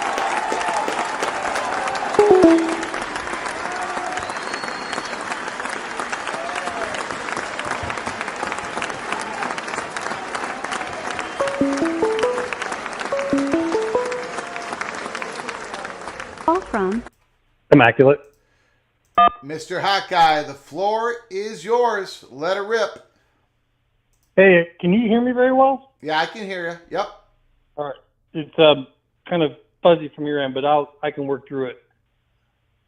Quite the story. I didn't quite catch everything you had to say, so I hope I don't repeat anything you had to say. It just kind of looking in this, I'm finding this very interesting. I mean, in terms of if we get this 4 automatic qualifier situation. Yeah. How does that look in compared to something that you mentioned in the past, which is that they're looking to incorporate some kind of postseason type stuff within the regular season? I did not necessarily say the Big Ten, though. No, I know. But it would be an option. Definitely. Right. Of course it would be. But, yeah. Yeah, there would be a possible. We know that there's at least one conference or conferences looking at a revenue stream of incorporating a semifinal weekend. That would be a 4-team conference tournament to determine their conference champion for a new revenue stream. Yep.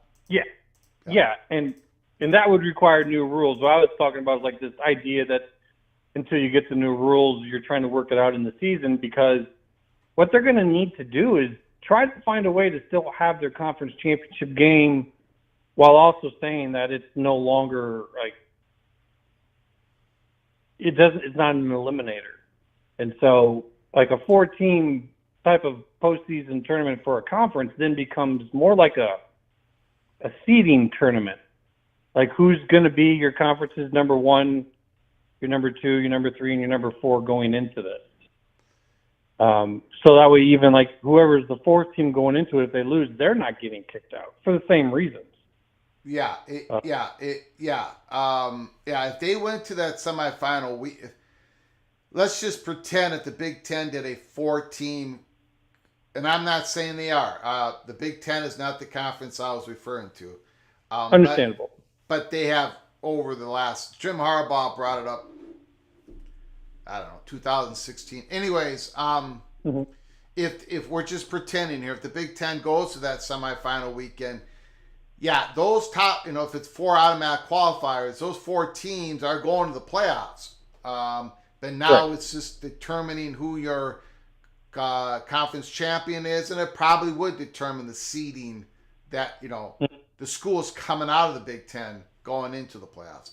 It's never been told to me that it's like a eliminator of, like I always bring, so I have this, and I'm not going to say the guy's name, but I have this Kentucky Wildcat fan who's been talking to me for 2 years, DMing me constantly about, the SEC is not going to sacrifice itself, and I always tell him, or her, it might be a her, that's not what I'm talking. The SEC is looking to get as many teams in the playoffs as possible. That's not what a conference. If the SEC would ever do a conference tournament, that's not what the tournament would be designed to do. It's a conference determining your conference championship. Remember, another reason why this is being brought up by a particular conference or two is these are becoming large conferences. They're not in divisions. They don't play each other. There's going to be some controversy on who really is the second, third best team of the conference some of these seasons. So that's also another reason why a 4-team semifinal weekend it might engineer a more legitimate conference champion in the eyes of the conference, the fans of the conference. It's another reason, because there's unbalanced scheduling. You know what I'm saying? It's agreed. It's another reason why they're looking at it. I keep telling the Kentucky guy or gal that I'm not talking about the SEC only having one representative in the playoffs. I'm talking about how, just like in basketball and baseball and softball, you have a conference tournament. In football, it'd be very small, 4 teams, bring in more money. I don't know if it's going to happen. I know there's one conference that I've had deep talks about it. That's going to come out at some point. I'm very confident in that. But it ain't the Big Ten, it ain't the SEC that I'm talking about. No, and I'm not going to say who I think it is you're saying, but I'm just going to say there's a certain conference that I see has found a niche position in the hierarchy that they will do things first to provide the example, and the others can benefit from that. They don't have to do it first. And that's why I bring that up, is like, and it's only because everything's being pushed back because of the settlement. But anyways, that's a kind of a different story.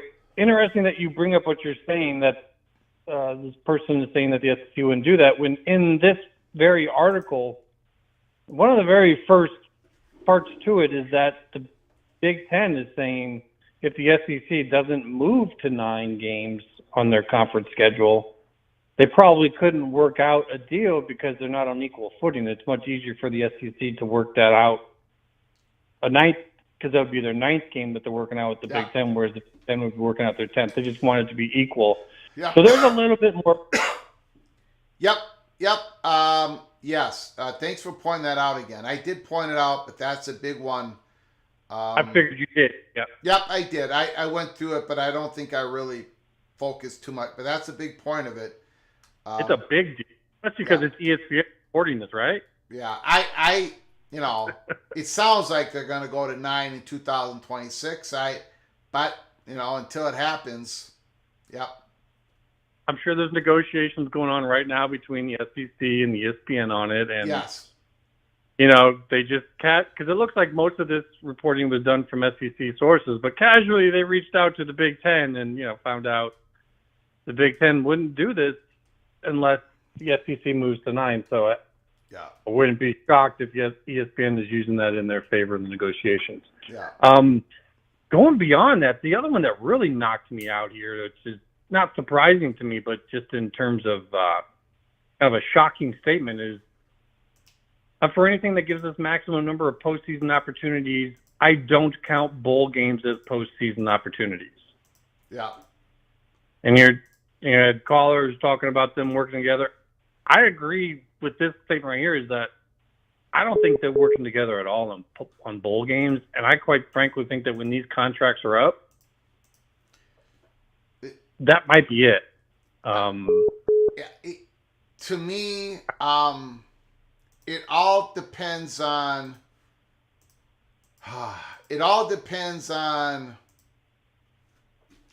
So the bowl games still make money, but if you're gonna have,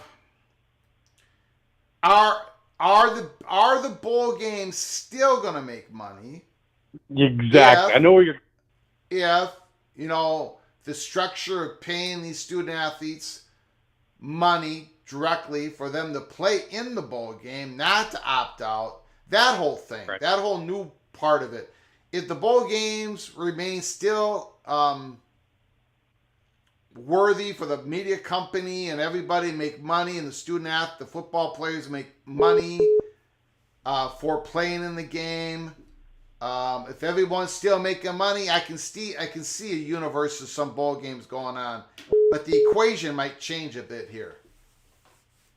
So. Yeah, I think they're a bigger headache than they're worth at this point in time. And what you're talking about, we're talking about potentials in the future, but we're talking about the potential of a conference playoff. And once you start to take those teams and I'll put them in that, now how far down the lineup are you going before you even start to look at teams that go to these bowls?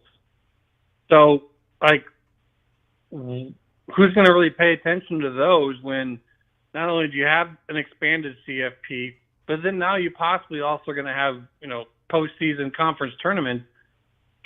Who really cares about these bowls? I mean, the Big Ten would do it, the SEC would do it, the Big 12 would do it, the ACC would do it. I think you'd have some G5 conferences doing those tournaments. At this point in time, who's even taking part in the bowl system? I know maybe it's a bit of an extreme opinion to most for me to have at this point in time, but just upon where we're going and where I think things are going to be happening, I think they're looking at the current bowl contracts as the end, and they're not going to want to redo them, because then that just has to extend out that whole process that much longer. And so that becomes a push to get all of this other stuff in place, because there is still some money involved with that. It's just a huge headache to deal with it. So I saw that in here, and then right after that is some have expressed interest in limiting the role of the 13-member selection committee or eliminating it entirely. Great. Eliminating the selection committee entirely. Yeah. What are we talking about here? Well, I did focus in on that. That means, yeah. I don't see that. That can't happen until either after 2031 or Notre Dame acquiesce and they move into a conference, and UConn moves into a conference. Even though Notre Dame is the only school that has protections on it. I think, although I had other news on UConn that might take care of that situation anyways. But yeah, that's a whole other thing too that I've put out that I agree with you anyways, but that's probably too much for one call. Yeah. How much of this is focused on Notre Dame? How much is the Big Ten using this situation with AQs and all that? How much of this is aimed at Notre Dame saying you're going to have to make a decision? I don't necessarily think 100%. I don't think it's all about Notre Dame. But I think to some degree it is, because a lot of their protection in the past has come from the SEC. Yeah. And that's fading. Yeah, and I don't think the I agree. And it's one of the reasons why, and we did the old slow down, you move too fast. Big Ten, they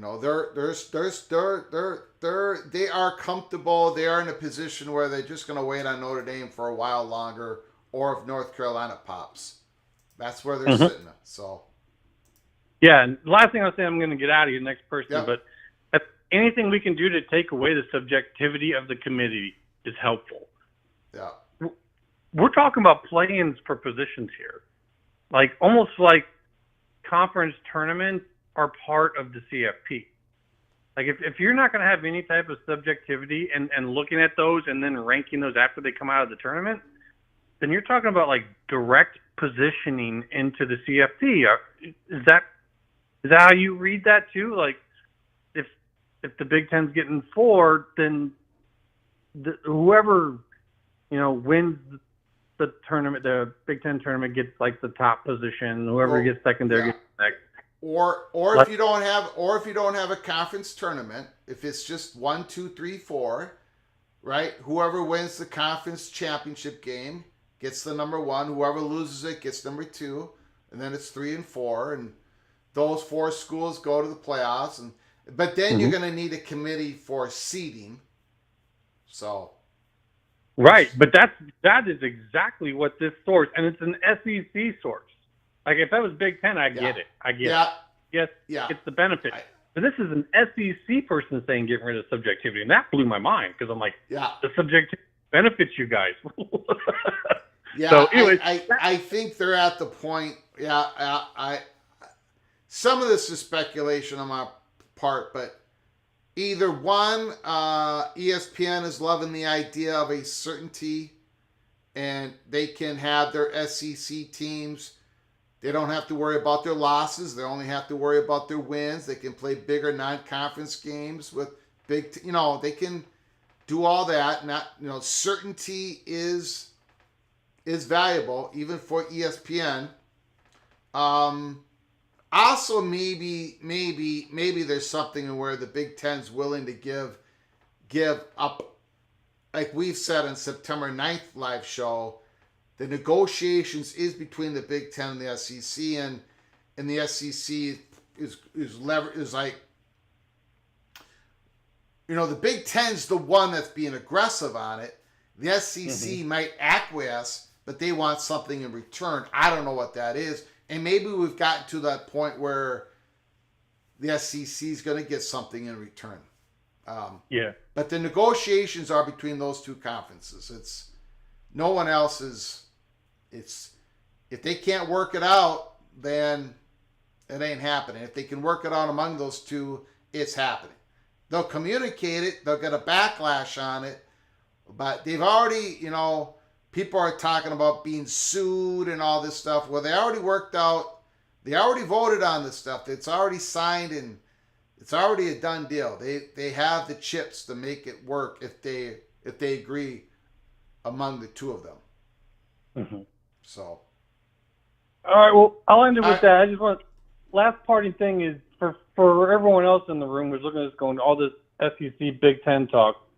Just remember that this talking point worked for them to get their voting rights and their payout rights on the CFP. Now, this might be the real deal this time around, but they could just be doing the same thing, and this is a talking point, as you're saying, Greg, being used for leverage to maybe get something else, like something that the others may still not like, but is much more agreeable than this. So we'll see how it goes. Yeah. I think that we're right back into the politics plane, and so we'll see. Okay. Thank you. Have a good one. Call.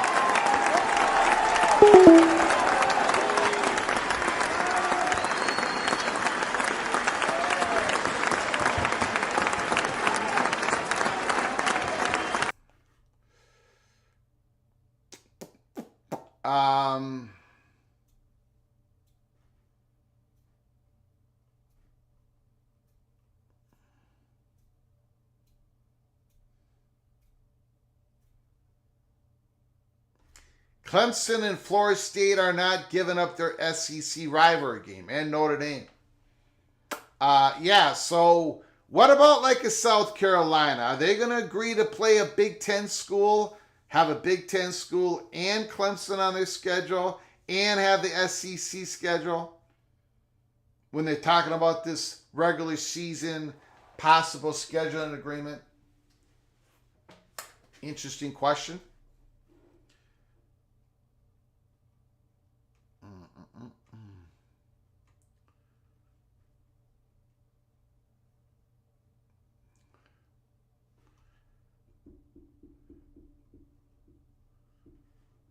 Yeah, I did see that, Larry GM. I'm going to look at it later. I did see it. I'm going to take a look at it later and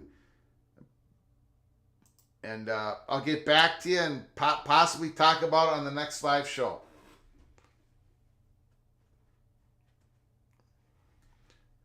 Rock and Rant. Well, of course, the negotiations are just between the two conferences because all the conferences are idiots and gave them more than 50% voting share.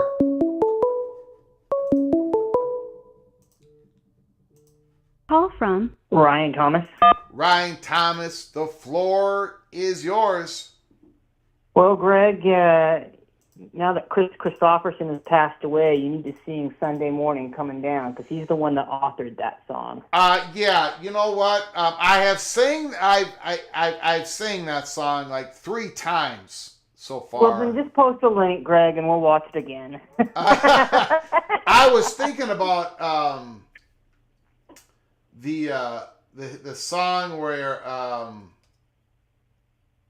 something like how does it go? Lord Help Me Now song. I might sing that after another devastating loss coming up to USC for the Gophers. Maybe I'll sing that in an episode. Lord Help Me Now. I forget how the song goes, but he's got quite a few good songs. He wrote that Sunday Morning Coming Down song, and he was playing it on stage. He was a janitor somewhere where Johnny Cash was going to sing at, and Johnny Cash walked into the auditorium and saw Christopherson playing the song, and he's like, "What is that?" And Christopherson thought he was in trouble because he's a janitor, and here he is on stage singing. And Johnny Cash says, no, that's a great song, and basically gave it to Johnny Cash. A beautiful story, but... Oh, yeah, and they remained friends to the end of Johnny's life. So, I mean, and Johnny Cash is probably, you know, for someone as famous as he was probably one of the most down-to-earth celebrities that, you know, that there was. He was a good person who really related and connected with people, which more celebrities were like he was. Yeah. But anyway, can I? I'm just going to butt in 1 second. I apologize. Amanda Krisovich, the SAC-12, Sacramento State, the committee helping Sacramento State get to the FBS level has raised $35 million in NIL funds in the last 24 hours. The money demonstrates the civic plus business commitment of all those in the greater Sacramento region, says co-chair Josh Wood. In other words, people on the money perch, Sacramento State has put in a lot of money for the NIL fund. Wow. Anyways, go ahead, Mr. Ryan Thomas. Yeah, I mean, that'll be an interesting story. I mean, I don't know what's going to happen with the Pack and friends. They need one more, and I think the only option they really had to do is to go back to Memphis and Tulane and offer to pay all the exit fees. But you know, who knows how much money is in the banana stand. You know, I think one thing that I sort of want to mention, and I think that if we go to kind of measuring the SEC and Big Ten playing each other all the time, the problem that does is that undercuts the other two conferences and their ability to prove themselves. And, you know, one of the things I really think should happen, and there are some schools not to be mentioned that like to load up on their cupcakes in their non-conference play, and you know they oftentimes, you know, those that like to play 8 home games, you know, they oftentimes, it's irritating to me because, you know, their ADs specifically do this, and I really think probably the better answer is to there needs to be some sort of, you know, whatever, if this is a subdivision already, whatever happens, but there needs to be some sort of committee with representatives from the conference and the networks that takes over non-conference football scheduling.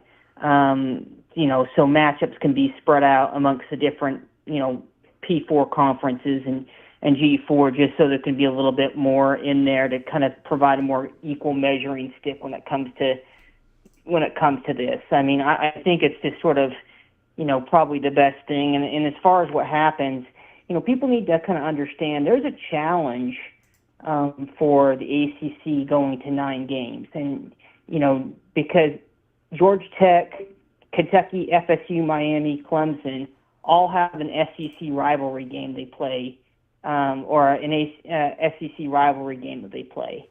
And they also play Notre Dame, and those brands are not playing 11 P4 games in a season. If you've got, other teams basically only playing 10. I just don't see that happening. So, I mean, I think, as harsh as people want to say this, but the SEC and ACC compete for the same Eastern time zone slots that ESPN does. For ESPN. And for ESPN, it's a lot easier to, I know we hear this, and it's September 30th, and I don't hear of any ACC deal renewal. But, it's a lot easier to split that up and redeploy that and have flexibility in matchups, because that's what the networks seem to want. Before in the past, if you look at the two big revenue drivers before in the past, there are always carriage fees and advertising revenues. The ad revenues are becoming a larger and large portion of the network revenues, and those are driven by eyeballs. So matchups are becoming premium to the networks. And, I think, unfortunately, right now you've seen a lot of SEC schools cancel a lot of series with different schools, and, it's sort of been interesting. And what's also conversely interesting is you've seen a lot of ACC and Big 12 schools scheduling games with each other recently, which is kind of an interesting note to see. But I as far as what we do, whether it's 14 or 16, Greg, 4-4-2-2-1, and then whatever. I don't know what that one would be. One at large, I guess. Notre Dame, if you're good enough to get it. Otherwise, it's going to go to somebody else. But that's fine. That's fine. I would rather have the conferences decide who get those slots, because, to be honest with you, like, the committee is just, I don't. It'd be nice to take the human bias out of all of that. But other than that, keep up the good job, Greg. Bye week for the Cougars this week, so for October 12th, it'll be on there, 4:00 Eastern, Arizona, BYU. Greg, I want you to take the Wildcats. I want you to cool the Cougars all the way to a conference championship. So, if you can do that for me, I think the last time Greg picked against the Cougars in every game was 1984. Yeah. But anyway, I appreciate it, Greg. Keep up the good work and have a great day. Beautiful, thank you, sir.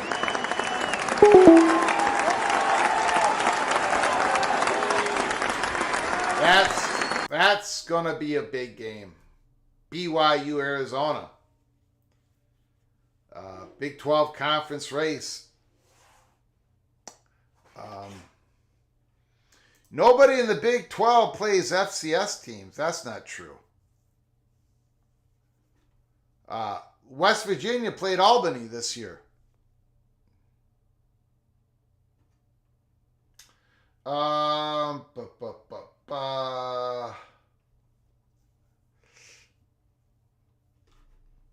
Let's see if there's any breaking news.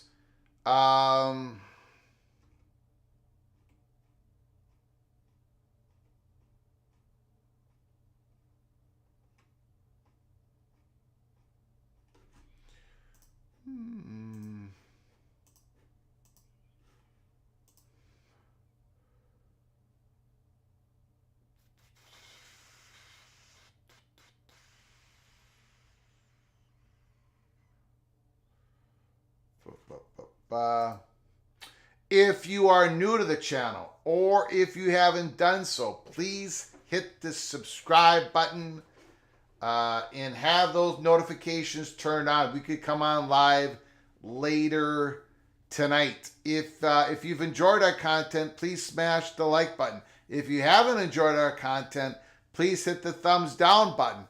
Also, if you want to donate to our channel, this Rebel Outpost channel for you college football sickles, hit the $sign where you make a comment, and I'll get you super chat as quick as I possibly can.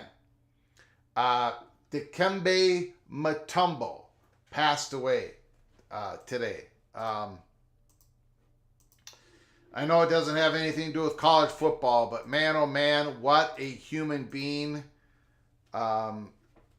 Established a wing of a hospital in Congo, his country. Created the Special Olympics in Congo. He also created Coffee for Congo, a company that works with women farmers in the country Congo. He's done so much for that country and people in this country. Dikembe Mutombo, a great basketball player,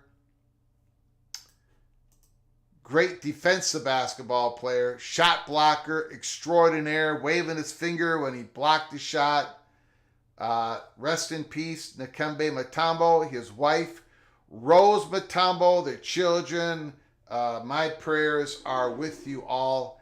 An incredible human being. One of the very, very best. Incredible humanitarian. Funny guy. That low voice. Yeah.